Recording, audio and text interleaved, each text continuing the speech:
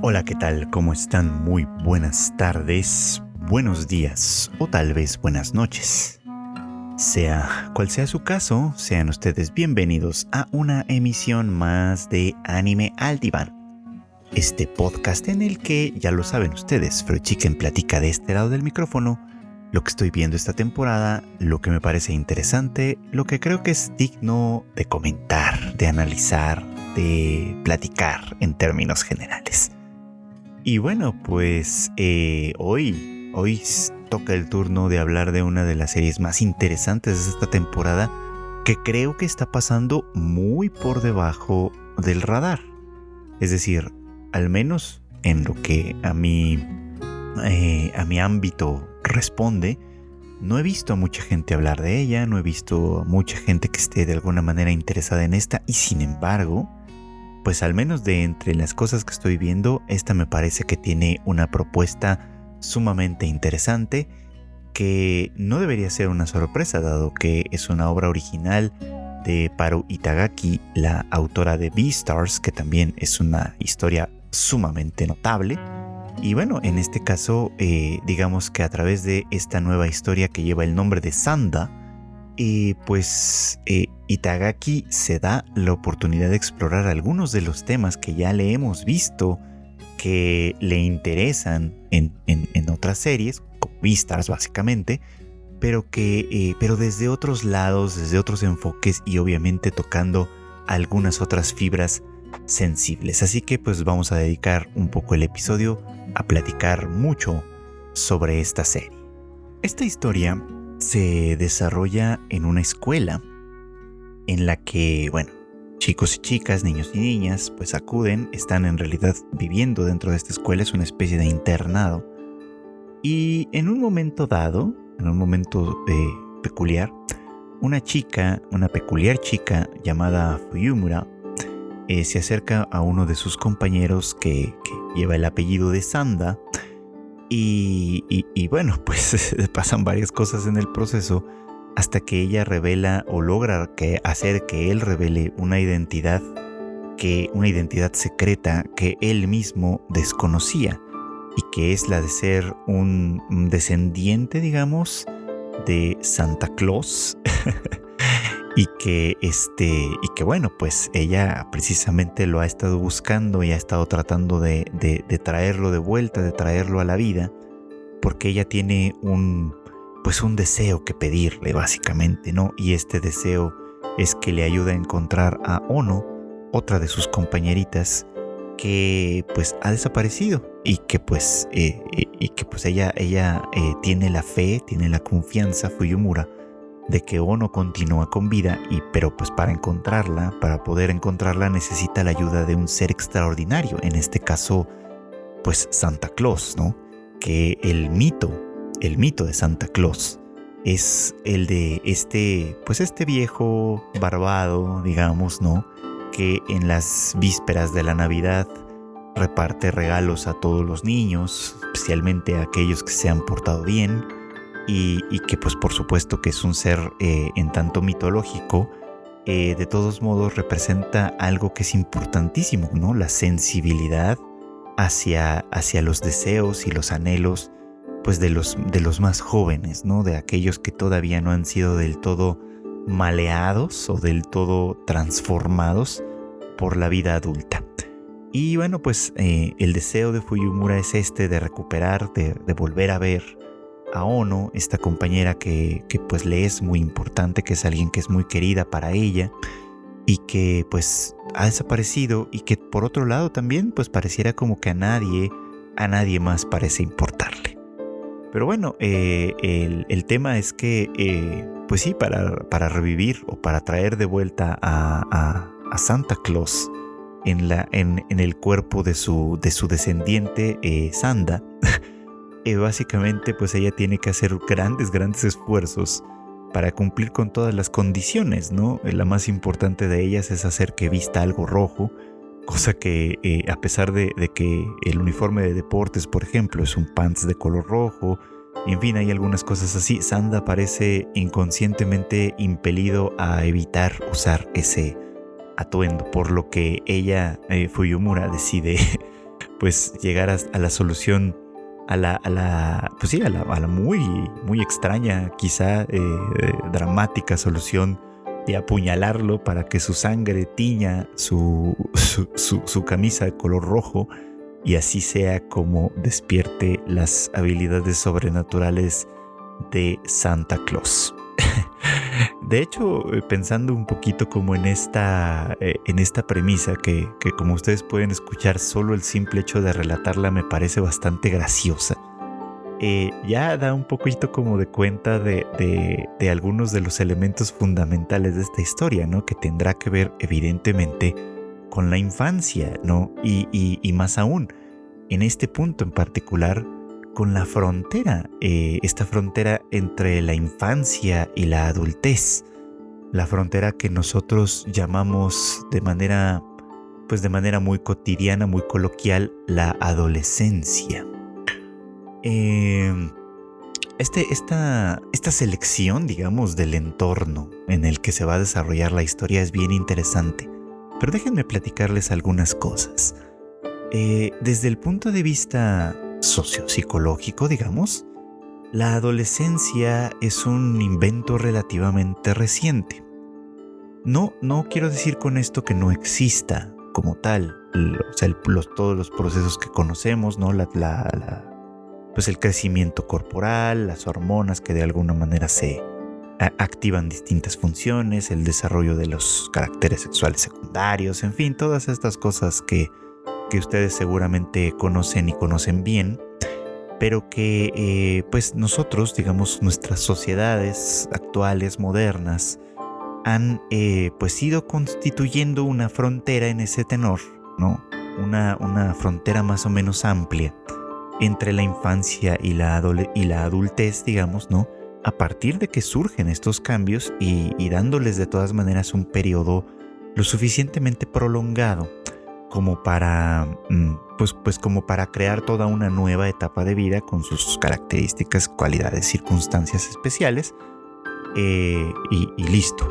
Bueno, con decir que es un invento no quiero decir propiamente que sea una cosa falsa, ¿no? O sea, o que sea algo que no exista como tal, sino que lo que quiero decir es que históricamente hablando, esta etapa, por así decirlo, no existía, o en muchas regiones, en muchas circunstancias podría decirse que no existía. Los niños y las niñas, en cuanto entraban en la pubertad, y en muchos casos incluso desde algún tiempo antes, pues ya eran objeto o ya podían ser objeto de todo lo que implicaba la vida adulta. Y esto es algo que lamentablemente todavía ocurre en muchas partes del mundo. Pero bueno, antes en términos generales, en la historia en general, era una frontera que básicamente se cruzaba un día y listo, ¿no? En algún punto que podía ser un tanto arbitrario, pero simplemente así ocurría. Y la niñez daba paso a la adultez en muy, muy poco tiempo. Esto quería decir, pues, que todo lo que ustedes pueden imaginar, ¿no? O sea, que los niños y las niñas pasaban a ser adultos muy pronto, a los 11, 12, 13 años quizá, a lo mejor en algunos lados o en algunas circunstancias antes incluso, muy temprano en esto. Y eso ya significaba que pues, ya podían casarse, ya podían trabajar, es más, ya debían hacerlo, no era necesariamente opcional. Las mujeres, las chicas, pues en este caso ya se abocaban de entrada a tener familia, a tener hijos. En fin, o sea, ya la vida adulta en pleno de alguna manera comenzaba a ocurrir a muy temprana edad desde nuestro punto de vista.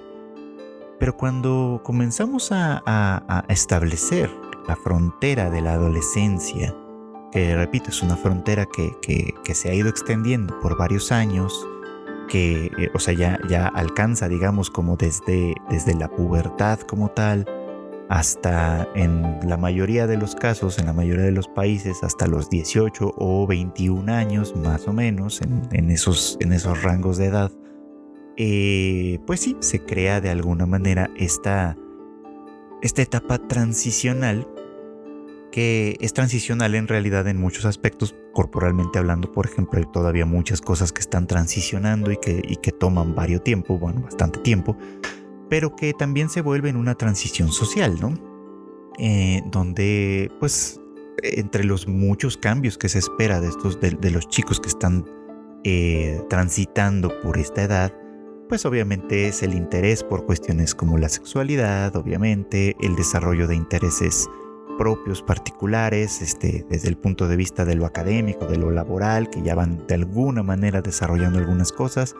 En fin, o sea, un crecimiento paulatino que los va acercando a la adultez, pero que aún los deja de todas maneras en este territorio, entre comillas, seguro de la infancia. Digo entre comillas porque obviamente esta frontera, esta etapa fronteriza, digamos, entre la infancia y la adultez, obviamente, pues desde el punto de vista social ha ido generando, digámoslo, pues una enorme serie de ambigüedades, ¿no? Donde, pues obviamente hay muchísimas discusiones sobre el tema del consentimiento en el ámbito de la conducta sexual, de la legitimidad de la diferencia de edades, desde cuándo y hasta cuándo, en fin, o sea, como ha levantado mucha conversación y mucha discusión en torno a eso,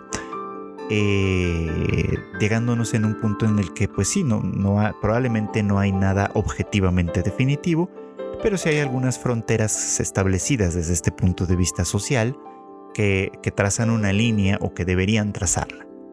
Y bueno, al trazar una línea obviamente viene cierta disrupción y ciertas cosas en ese tenor.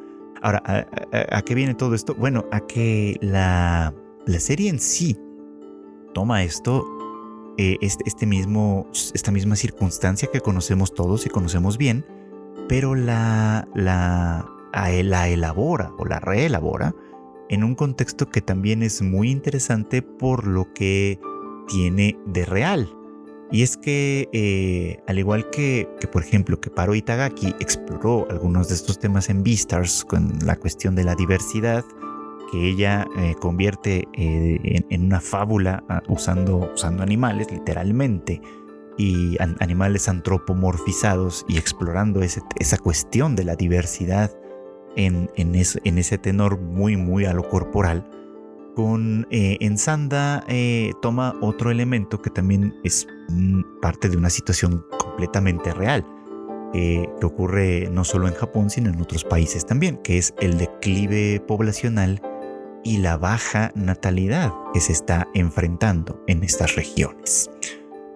Y bueno, aunque esta cuestión en particular tiene muchas explicaciones en lo real, una de las más importantes que hay que reconocer es pues que en estas épocas, en estos tiempos, en estos años, la precarización de la calidad de vida ha ido propiciando muchos cambios. ¿A qué me refiero con precarización? Obviamente al hecho de que los sueldos o el poder adquisitivo no es tan alto como pudo llegar a ser hace algunas décadas. Es decir, el sueldo alcanza para menos. Incluso sueldos que podrían considerarse como muy buenos, ¿no? Y esto ha propiciado, entre otras muchas cosas, que las mujeres, especialmente las de la clase media, abandonen el hogar, abandonen su responsabilidad tradicional, entre comillas, que era la de la familia, para entrar en cada vez más números en el mundo laboral, es decir, en el mundo de los hombres. Como se entendía, digamos, hace algunas décadas. Y con ello, pues aunque esto es verdad que ha sido paulatino, pues algunas diferencias se van borrando, se van desvaneciendo. Algunas diferencias en términos de género, quiero decir, ¿no? ¿Por qué? Porque, bueno, hace algunas décadas, también ustedes probablemente lo saben bien, sobre todo en la clase media, pero no era la única, pues esta división estaba bastante más trazada, ¿no? Los hombres trabajaban, las mujeres se ocupaban de los niños y del hogar. Y esto era real para muchas familias, ¿no? Para una buena parte de las familias. Incluso familias de clase no tan alta, digamos, ¿no? Familias de obreros, ¿no? Donde trabajar en una fábrica a lo mejor no iba a volver a nadie rico, pero mínimo pues le permitía a un hombre sostener a su familia, ¿no? Esa era un poco como las aspiraciones de tener un buen empleo, ¿no? Con un pago razonable hasta cierto punto, Esto y a pesar de que fuera un empleo duro, ¿no? Entonces esta división de trabajo, esta división del trabajo, pues obviamente también marcaba algunas divisiones de género muy específicas, ¿no? Como que hoy se habla mucho de un intento de retorno a esto, obviamente sin que retornen las condiciones socioeconómicas, lo que lo vuelve un poco complicado. Pero pues se habla un poquito como de un anhelo de regresar a esto, ¿no? Aunque, pues sí, insisto, ¿no? Esto tal vez ya sea un poco difícil. La cosa es que marcaba diferencias, ¿no? La responsabilidad de las mujeres era la cocina, los hijos, el hogar, las compras, esta clase de cosas, ¿no? Y la responsabilidad del hombre era proveer para sus familias. Como esto fue cambiando, como las circunstancias socioeconómicas fueron modificando este tenor y las mujeres cada vez en mayores números empezaron a ir a la escuela, empezaron a egresar de las universidades, empezaron a ocupar puestos laborales, empezaron a demandar obviamente los mismos derechos que sus compañeros, los mismos salarios y eventualmente pues obviamente las mismas oportunidades. De hecho tenemos un ejemplo muy claro de cómo esto ha ido alcanzando cada vez más lugares, por ejemplo, en la reciente elección de Sanae Takaichi como primera ministra de Japón, la primera mujer en ocupar esta alta posición en el gobierno. En México tenemos lo propio con el ascenso por primera vez en nuestra historia de una mujer a la presidencia, que en fin ha ocasionado, o bueno, más bien ha ido marcando de alguna manera en la profundidad, digamos, de estos cambios, ¿no? Donde las mujeres se insertan en terrenos que durante mucho tiempo se pensaba que eran exclusivos de los hombres y bueno, pues el camino a la inversa también en algunos niveles va sucediendo en tanto que hay hombres que comienzan a ocuparse de cosas que tradicionalmente se habían pues aplicado en términos generales a lo femenino. ¿No? Sanda parte de ahí, parte de ese entorno como tal y lo lleva un poquito más lejos, porque nos ha puesto en una sociedad un poquito más adelante, digamos, de la que estamos actualmente, en la que el declive poblacional es ya tan alto y ya tan grave, digamos, que el gobierno de Japón, en esa historia imaginaria que escribe Paru Itagaki, pues ha llegado al extremo en el que controla la vida de los niños de una forma muy, muy estricta en todos los sentidos y de la población en general, ¿no? O sea, en este mundo es una obligación civil de los ciudadanos, vamos, ¿no? Casarse y tener hijos. Y el gobierno no lo deja al azar, ¿no? Sino que crea entornos supuestamente libres de trauma, porque los niños son un tesoro, básicamente, en el que ellos tienen que crecer sanamente, un día cruzar de esta misma manera en la que les digo, prácticamente de un día para el otro, la frontera de la niñez con la adultez y casarse y tener hijos. Y este casarse y tener hijos, obviamente, pues tiene que ver, más básicamente no es algo que se decida libre y soberanamente desde el punto de vista individual, sino que es el gobierno quien lo decide. A cada quien le asigna una pareja, a cada quien le asigna alguien con quien ya está de alguna manera predestinado desde ese punto de vista y que será la persona con quien cumplirá básicamente con este deber nacional. Y pues esta es la historia básicamente, ¿no? Tenemos a este par de chicos, Sanda y Fuyumura principalmente, que descubren que Fuyumura de alguna manera fuerza a Sanda a extraer de su propio interior esta identidad secreta que él mismo desconocía, con la finalidad de, pues sí, básicamente de enfrentarse al mundo de los adultos, tratando de recuperar a esta chica Ono, ¿no? Que Fuyumura desea su regreso. Pero repito, ¿no? Un poco en el proceso de irnos presentando los personajes y las circunstancias, pues la historia nos va dando cuenta de este contexto peculiar. Y en los últimos episodios lo llevó incluso bastante más lejos, ¿no? En esta explicación. El primer ejemplo interesante de este, obviamente, es pues la figura del director de la escuela, ¿no? Un hombre ciertamente muy anciano, pero que ha encarnado en un sentido muy literal esta política nacional de convertir a la juventud en algo apreciable, ¿no? En algo que debe atesorarse de alguna manera. Entonces este hombre, de forma artificial, tiene un rostro y un cuerpo aparentemente juveniles, ¿no? A pesar de ser un hombre que ya supera pues los 90 años de edad, creo que más que eso, ya no me acuerdo de la cifra exacta, pero bastante más que eso, pues. Pues sí, artificialmente tiene un rostro muy juvenil, inexpresivo, ¿no? Que no puede, precisamente por haber sido manufacturado de manera artificial, esto no puede tener las líneas de expresión que serían normales en una persona ordinaria, y más aún en una persona ya envejecida. Y la única evidencia, digamos, que queda de la edad que tiene está en sus manos, ¿no? Unas manos que se ven, pues, efectivamente sumamente arrugadas, creando una imagen sumamente grotesca de un hombre joven, pero con manos de viejo, ¿no? Con las manos de un viejo. Y es grotesco precisamente por eso, porque no hay consonancia ni en su conducta, ni en su personalidad, que parece estar completamente ya distorsionada y trastornada, y obviamente pues ni siquiera en su aspecto. Pero dejando un poco de lado la estrambótica imagen de este personaje, también tenemos obviamente pues el entorno mismo de la escuela que se nos va mostrando y señalando paulatinamente, ¿no?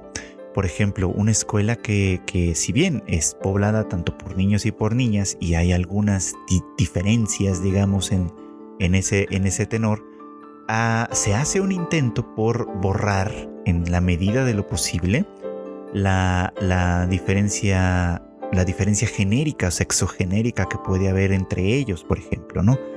Ejemplos claros, ¿no? Los baños son mixtos, pero la única diferencia en realidad es de los baños de adultos y los baños de niños, ¿no? Los alumnos van a unos baños y los profesores, digamos, se entiende, van a los otros. Es decir, la frontera que se traza no es la frontera sexogenérica en este punto, es la frontera de la adultez y la infancia en ese sentido, ¿no? El uniforme mismo es lo mismo, ¿no? Estamos acostumbrados a ver en escuelas, bueno, obviamente en series de anime que se desarrollan en ámbitos escolares, obviamente pues los uniformes diferentes entre los chicos y las chicas y demás.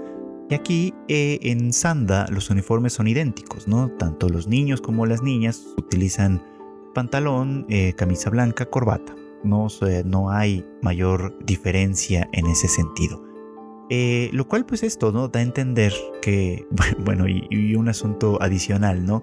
La escuela, al menos la escuela en la que se desarrolla esta historia, tiene un gran letrero afuera en el que se habla de una educación libre de traumas, ¿no?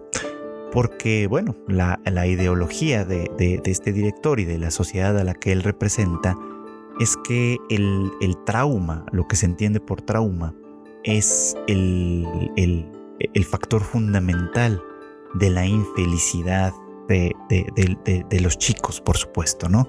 Y entonces se hace lo posible, en teoría, por hacer un entorno libre de esta traumatización. La cuestión es que su concepto de trauma parece estar vinculado precisamente con esta cuestión de lo sexoafectivo como tal, ¿no? Por así decirlo, pareciera como que fuera una versión totalitaria, en ese sentido, de las ideas freudianas sobre la sexualidad infantil, que si ustedes más o menos están familiarizados con la idea saben a qué me refiero. Si no, puedo dar una explicación muy breve, ¿no? Muy breve en ese sentido, ¿no?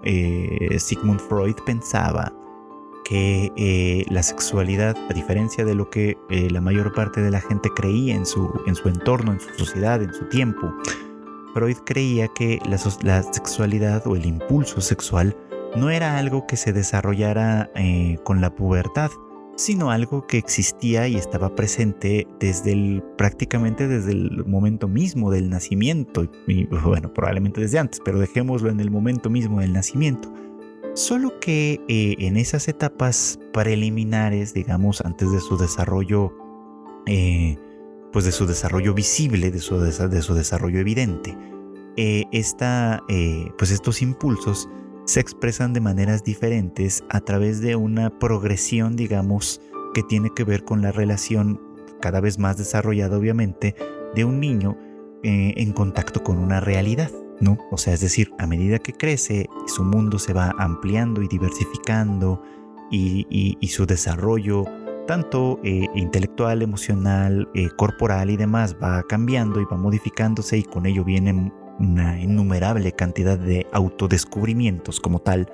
Pues el tema del impulso sexual pues va manifestándose a través de esto. Y Freud pensaba que pues los distintos tropiezos, fracasos, experiencias traumáticas, vamos a ponerlo también ahí, en esos tempranos periodos, podían determinar la forma en la que esta expresión de lo sexual, entendido no solo como lo concretamente corporal, la relación sexual o esta clase de cosas, sino en forma amplia la relación con uno mismo y con el mundo, podía ser pues afectada de forma significativa, ¿no? O sea que estos procesos tan tempranos eran tan importantes, pues, que determinaban en buena medida cómo iba a resultar ser el individuo ya en ese tenor, ¿no? Qué tipo de neurosis, por usar la palabra que describía estos trastornos o estas formas de modificación, digamos, iba a desarrollarse en tiempo futuro. En términos muy, muy sucintos, digamos, esa era la explicación. Entonces pareciera como que esta escuela toma, pues sí, ¿no? Estas teorías y las convierte en un estado totalitario, ¿no? Donde para evitarles el trauma de un desarrollo psicosexual accidentado, ¿no? a los niños, los concentra todos en estas escuelas o en una escuela como esta, ¿no? Que es que es prácticamente un internado. Les de manera artificial hace todo lo imposible, e incluso hace todo hasta lo imposible, vamos, para que este desarrollo psicosexual se postergue lo más posible, y para borrar de alguna manera todas estas diferencias sexogenéricas, digamos, ¿no? Que se encuentran en la vida cotidiana de estos chicos. Y de tal modo que, pues sí, en este sitio la sexualidad como tal se convierte en una especie de tabú que no solo no debe alentarse, sino que debe desaparecer por completo hasta que pueda ésta ser completamente legítima. Y la legitimidad, hay que decirlo aquí, que es muy interesante, porque en esto ya no solo estamos siguiendo ideas originalmente freudianas, sino también estamos siguiendo ideas, por ejemplo, Foucaultianas, ¿no? Porque la sexualidad entonces ya no es algo que sea de lo que sea apropiado el individuo como tal. O sea, la sexualidad no le es propia como tal, sino que es algo que solo es legítimo ejercerse en función del Estado, en función del gobierno. Pues por eso es que pareciera que en este entramado social, como se nos construye en esta historia de Sanda, el Estado en sí pues gobierna hasta ese nivel, ¿no? Artificialmente posterga el desarrollo de la sexualidad infantil hasta que sea legítima para el Estado, y esta legitimidad se tiene que expresar además en canales específicamente solidificados, digamos, ¿no? Los matrimonios arreglados y el propósito casi ordenamiento como tal de la reproducción, ¿no? O sea, para ponerlo en términos muy sencillos, los individuos solo pueden ejercer su sexualidad en este contexto cuando el Estado así lo indique y para los fines que el Estado señale, única y exclusivamente. Con esto evidentemente pues se borra o se intenta borrar pues cualquier atisbo de libertad o de liberalidad que pudiese tener la relación entre los distintos personajes. Y de hecho lo vemos un poco como trazado, desarrollado a través, ahora sí que de todo lo que está sucediendo pues en torno a esta historia y del contexto que se nos va empezando a mostrar, que es a lo que quiero, con lo que quiero continuar hablando. Pensemos, por ejemplo, en el propio Sanda, ¿no? Pues es Sanda, según se nos platica, y bueno, en realidad todos sus compañeros precisamente están en una edad muy particular, tienen 14 años. Él es bajito, no es especialmente, bueno, tal vez no es precisamente muy bajito, pues, pero no es tampoco alguien que destaque mucho en ese sentido. Pareciera incluso, se ve un tanto infantil, sobre todo en comparación con Fuyumura, quien tiene un cuerpo bastante peculiar en ese sentido, ¿no? Fuyumura es sumamente alta. Se nos dice que mide un poquito más de 1,80 de estatura, por ejemplo, ¿no? Y su cuerpo es muy delgado, ¿no? Muy un poco como desgarbado, quizá. Si no fuera porque usa el pelo un poquito largo, que es una marca muy significativa de lo femenino en muchos sentidos, ¿no? Todavía lo sigue siendo a pesar de todo. Pues sí, creo que pasaría muy fácilmente como un chico en algunas circunstancias. Y de hecho, cuando se hace un poquito uno de los episodios, se hace un flashback hacia antes, hacia el momento en el que su relación con Ono era muy cercana y habían hecho pues grandes amigas en ese sentido. Tenía el cabello más corto y sí, efectivamente, ¿no? Era fácil confundirla en ese sentido con un chico, precisamente por su estatura. Pero, por ejemplo, regresando a esto, ¿no? Sanda, pues es un chico pequeño, ¿no? Menudito incluso, ¿no? Que hace esta transición de lo infantil a lo adulto de una manera semejante a la que Ranma, por ejemplo, hace la transición entre lo masculino y lo femenino, ¿no? De manera mágica, prácticamente automática. En cuanto viste algo de rojo, se transforma en Santa. Pues sí, en esta otra identidad que tiene. Y en esa identidad como Santa, es un hombre viejo.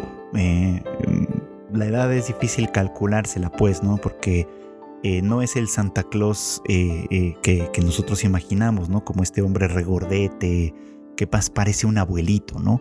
Sino que, pues sí, podríamos pensar en un hombre viejo, quizá en sus 50s, ¿no?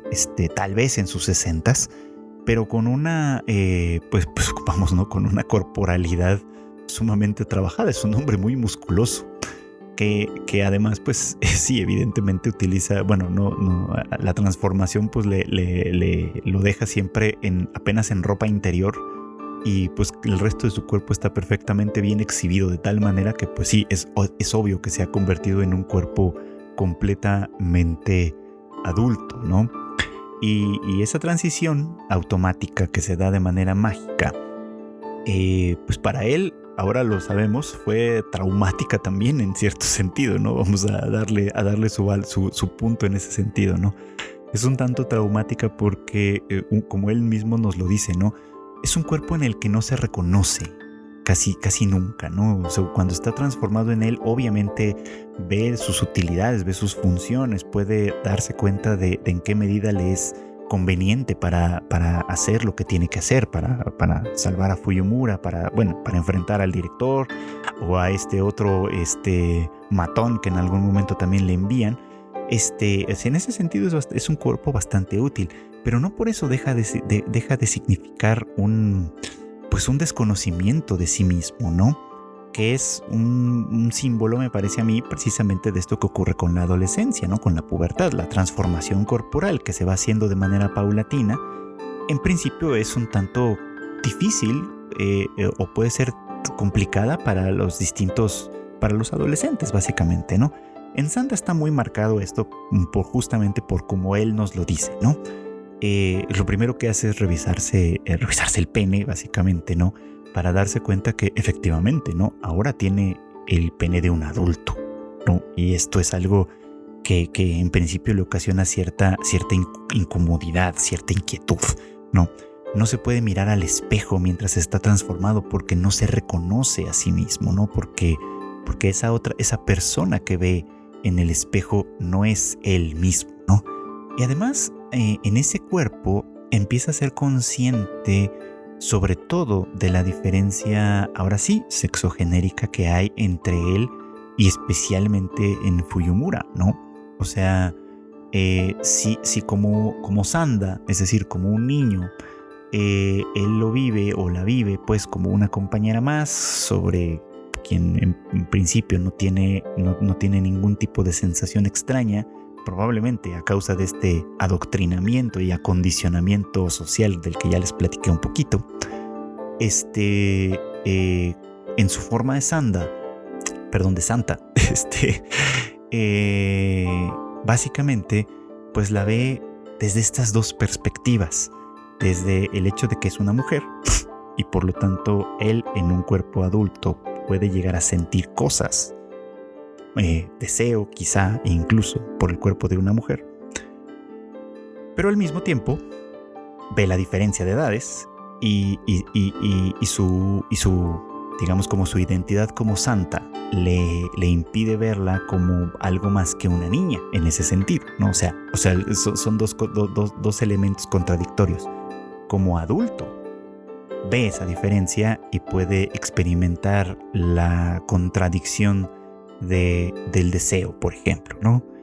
Pero también como santa, que tiene una identidad muy particular y una relación con los niños que también es muy específica, la sigue viendo como una niña, ¿no? Y más desde ese punto de vista, más desde la diferencia en el que él ya no es un niño en ese sentido, ¿no?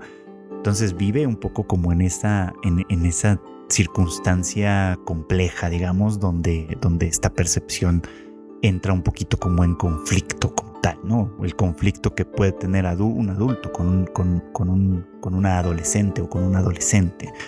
Y que pues para eso es que socialmente hablando, lo que decíamos hace bastante ratito, es que se trazan límites claros, ¿no? Dónde sí y dónde no. Aunque puedan ser un tantito arbitrarios, de todas maneras el límite es importante preservarlo, ¿no? Y en ese caso, Sanda vive en esa ambigüedad un poco a partir precisamente de esa transformación.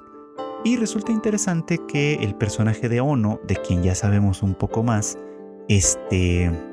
pues también, ¿no? También experimenta una circunstancia semejante a eso, ¿no? En el flashback que se nos muestra cuando justamente en los últimos episodios, ya si no la han visto, pues ni modo, les voy a tener que dar un spoiler importante, que espero que sea un aliciente para que la vean.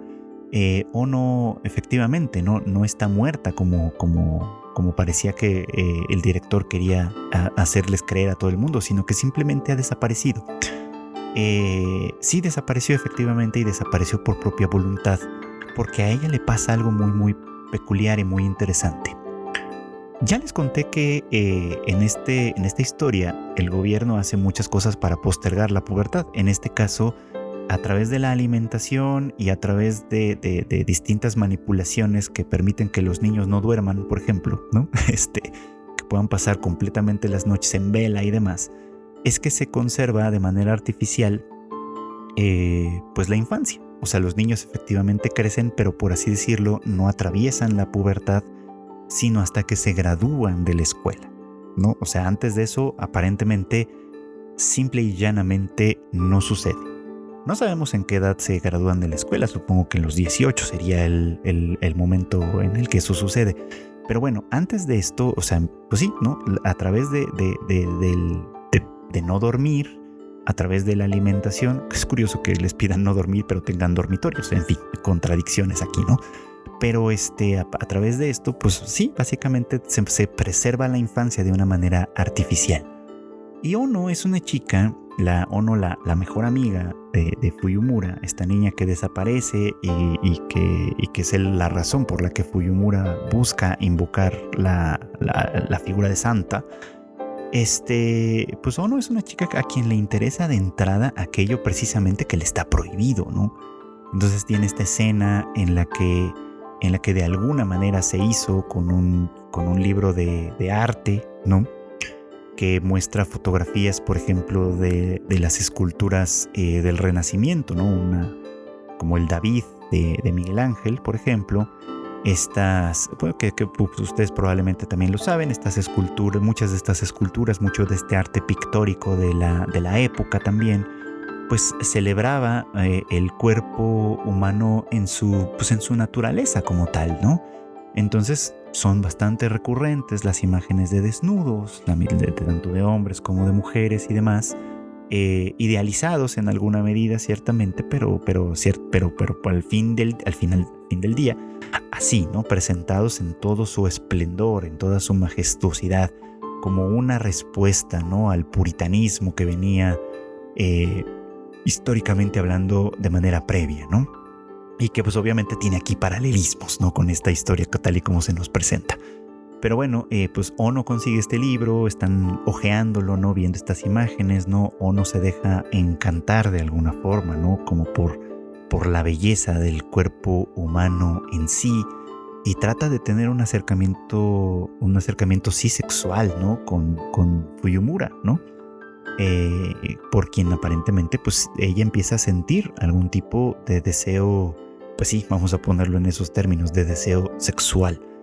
Y eso propicia, ¿no? Que Ono rompa con pues ahora sí que con este tabú, con esta prohibición, con esta manipulación artificial de la pubertad, llevándola a tener pues esto, ¿no? Pues por un lado un sueño, pues un sueño sexual tal cual, en el cual ella y Fuyumura comparten un momento de intimidad, y eso propicia que su pubertad se dé de manera prácticamente casi también mágica, ¿no? En el que ella crece, se desarrolla inmediatamente, pero sabe que en esta sociedad esto, o sea, el hecho de que ocurra esto es prácticamente una suerte de delito, tal forma que ella tiene que desaparecer, ¿no? Ella tiene que huir de esta sociedad, esconderse de alguna manera, porque pues básicamente el haberse dejado llevar, dejado conducir por este deseo, es lo que la ha convertido en esto, ¿no? En una adulta, entre comillas, antes de tiempo. Curioso que el hecho de que ella se estuviera enamorando hasta cierto punto de Fuyumura precisamente tenía que ver con esta cuestión. Su interés por lo prohibido, el interés por todo esto que estaba prohibido en Ono, parecía que estaba muy muy conectado precisamente con el hecho de sentirse prisionera dentro de su propio cuerpo, ¿no? Un cuerpo que, a pesar de no haberse terminado de desarrollar en ese punto anterior, pues de alguna manera ella ya era consciente de lo que implicaba, ¿no? De lo que implicaba esta corporalidad en específico que ella tenía, y envidiaba en cierto modo y anhelaba y deseaba una corporalidad como la de Fuyumura, ¿no? Que de manera aparentemente natural se inserta en este territorio intermedio en el que no es un chico, aunque lo representa o pudiera representarlo, y no es una chica porque no la representa, a pesar de que su cuerpo tenga estas características o estas condiciones. O sea, Fuyumura está en ese terreno desde ese punto de vista un tanto intermedio, ¿no? Y es curioso cómo de alguna manera el momento en el que ella se puede convertir en un objeto sexual desde este punto de vista, es decir, en un objeto de deseo, sucede para dos personajes en condiciones muy peculiares, ¿no? O sea, para Ono sucede en esta circunstancia en la que ella, prisionera de su propio cuerpo, prisionera de su propia corporalidad, desea entrar en contacto con un cuerpo que ella imagina libre, porque sus condiciones lo vuelven así, ¿no? Lo vuelven un cuerpo que permite quizá una transformación o una transición de un género al otro, ¿no? Porque puede ser una cosa o la otra en teoría, ¿no? Al menos en apariencia. Y para Sanda, ¿no? El deseo sexual en ese sentido surge en virtud de que él es quien atraviesa esa transformación, en quien él es el que se convierte de alguna manera en un adulto, y percibe en esta chica con quien tiene una relación de intimidad afectiva en este punto, pues precisamente una corporalidad con la que en un momento dado también esta intimidad afectiva puede transicionar hacia hacia la afectividad corporal, por así decirlo, ¿no? Hacia el vínculo corporal. Entonces es interesante cómo de alguna manera las cosas se juegan ahí en términos del propio desarrollo de su psicosexualidad como tal y el deseo por el contacto con el otro, que es algo que va de alguna manera sumamente interesante en ese sentido. Y bueno, esto incluso abarca personajes como Nico, que conocimos muy recientemente en el episodio pasado, que resulta que es la prometida de Sanda, es decir, la prometida en este terreno pues de lo legal, digamos, ¿no? Es su prometida asignada como tal. Y que ella, pues sí, efectivamente, ¿no? Poco a poco también comienza a despertar o a tener este despertar de su propia sexualidad, que en el caso de ella, tiene una manifestación que podemos considerar quizá un poco más cercana a lo que conocemos, ¿no? A lo que nosotros conocemos en este mundo. Nosotros no vivimos en el mundo de Sanda, que tiene estas características muy peculiares, que toma cosas de la realidad. Pero Nico a mí me vibró un poco como este personaje que está atravesando esta transición de una manera que es relacionable con nosotros, ¿no? Como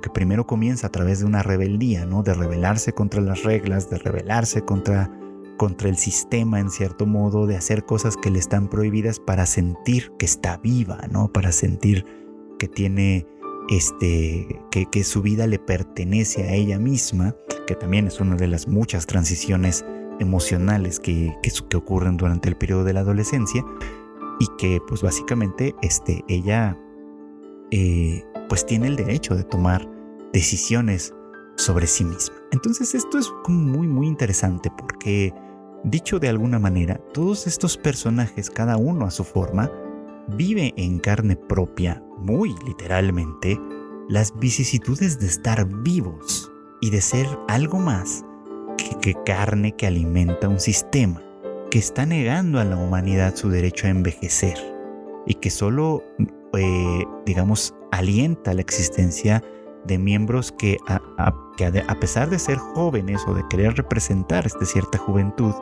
están en un estado semidepresivo, vamos, ¿no? Sin energía suficiente como para oponerse a este mismo sistema en el que la vida, por tomar palabras de Inio Asano que he tenido la fortuna de traducir en Mujina Into the Deep, una vida que les provee el Estado como si se tratara de un servicio como tal, ¿no? Por eso creo que el capítulo más reciente, en el que muchos de estos elementos de alguna manera se desbordaron y fueron muy muy evidentes, también es significativo que ocurra en el contexto de un tifón, ¿no? En el contexto en el que está básicamente, sí, atravesando un enorme vendaval por la escuela, básicamente, ¿no? Porque es como, o yo lo sentí así un poco, ¿no? Como una metáfora de la vida misma, ¿no? De la vida como el tifón se abre paso, atraviesa, simbra las estructuras como tal, ¿no?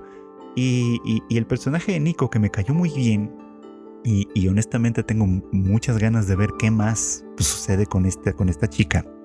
Este personaje nos muestra que la vida es esto, ¿no? Algo sobre lo que hay que dejarse envolver, algo que hay que abrazar probablemente en toda su crudeza, en toda su fuerza, en toda su naturalidad de alguna manera, ¿no? Y que pues esto, ¿no? O sea, ella lo hace a su modo, en un sentido que creo que nos es más fácil relacionarnos con, por la naturalidad quizá que tiene con aquello, pero que atraviesa también a otros personajes como ya hemos mencionado, como Sanda, como Fuyumura, como Ono, por supuesto, y veremos además qué otras cosas, ¿no? O sea, ellos son cada uno en su manera, incluso a los que están atravesando estas transiciones medio mágicas como Sanda o como Ono, que tienen estas transiciones abruptas y bueno, pues antinaturales quizá, pero que de alguna manera simbolizan algo. Es un detalle, una cuestión sumamente interesante que contrasta con esta juventud grotesca del director, por ejemplo, ¿no? Con forzar de alguna manera la vida en ese terreno ya de lo grotesco, ¿no? Una negación del avance de las circunstancias. Que es como si Paro Itagaki quisiera decirle a Japón que su problema con el declive poblacional, que su problema con la baja natalidad no se va a resolver negando el envejecimiento, vamos a ponerlo así, sino más bien quizá encontrando formas de alimentar la vida, de alimentar lo vital, ¿no? de encontrar esta cuestión, de encontrar, pues sí, ¿no? De encontrar estrategias que celebren lo vivo y no lo muerto, que le den valor, ¿no? Valor a la experiencia vital, básicamente, ¿no? Y no a la experiencia del sistema. Porque vamos a ponerlo en estos términos, ¿no? O sea, Itagaki está haciendo una crítica del sistema también, está haciendo una crítica a los gobiernos, ¿no? A los gobiernos que para sostenerse y para mantenerse a sí mismos están dispuestos a sacrificarlo todo. Y en la sociedad de Sanda, tal y como se nos presenta, han llegado a un punto de crisis en el que la baja natalidad no les ha llevado a buscar soluciones reales, les ha llevado a buscar soluciones grotescas, les ha llevado a buscar soluciones totalitarias, les ha llevado a establecer una suerte de dictadura que ya no está en beneficio de sus miembros, de sus individuos, sino en beneficio del Estado mismo. Y bueno, pues esto fue todo por hoy. Gracias como siempre por acompañarnos en el Anime al Diván. Ya lo saben ustedes, este podcast se emite todos los miércoles en algún momento del día y ya está disponible a través de diversas plataformas como Spotify, Apple Podcasts, Google Podcasts. Bueno, no, Google Podcasts ya no existe, más bien en YouTube, Amazon Podcast y muchísimas otras plataformas para su deleite y conveniencia. No se olviden además de que tenemos obviamente más contenido para ustedes, como pues las noticias más relevantes del medio en tadaima.com.mx, así como redes sociales tadaima.mx y tadaima.mx en Twitter, Instagram, TikTok y demás. A su vez, pues el Tadaima Live que hacemos con el equipo los jueves en punto de las 9 de la noche, hora de la Ciudad de México, a través de Twitch, Facebook, Twitter mismo, YouTube y demás, por supuesto, ¿no? Y bueno, pues no me queda ahora sí que más que agradecerles como siempre sus escuchas, sus likes, sus comentarios, cuando comparten este podcast para que alguien más lo escuche, en fin, todo lo que ustedes ayudan para llegar más lejos, para llegar a más escuchas, se les agradece enormemente. Y bueno, pues pásenla bien. Yo me despido deseándoles como siempre que pasen buenas tardes, buenas noches o buenos días.